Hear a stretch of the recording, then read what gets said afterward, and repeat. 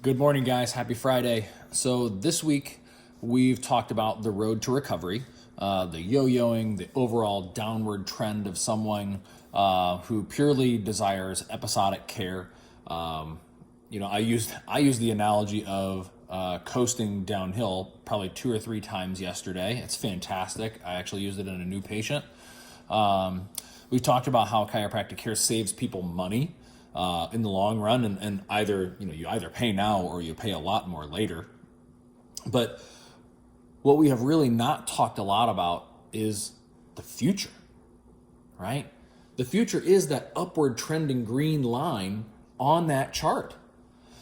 That line is potential, right? That line is potential. To play off of Brian's point yesterday, you don't coast uphill.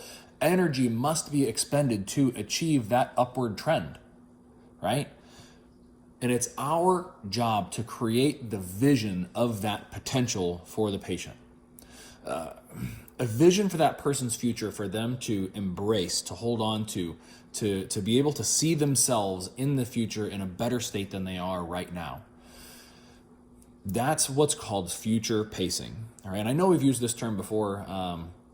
Dr. Brady's mentioned this at several of our trainings.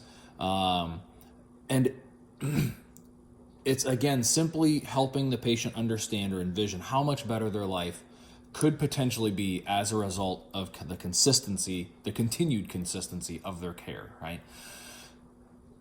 For example, Dr. Jacob, I'm excited for you. You have been super consistent with your care and you've regained a ton of flexibility in your hips. I can't wait to see how fast you can chase down burglars 5, 6, 7 years from now. That was great, right? All right, settle down. But seriously, most people are losing the battle against time because they have resigned to the idea that they will inevitably lose. Well, guess what? I mean, we all eventually inevitably lose, right? But most people don't ever even fight because they don't have a clear view of what their life could be like. It's our job to give them that vision. It's our job to empower them to make a change, to stick with the initial decision that they made, stay consistent, and help change their lives. Have a great Friday.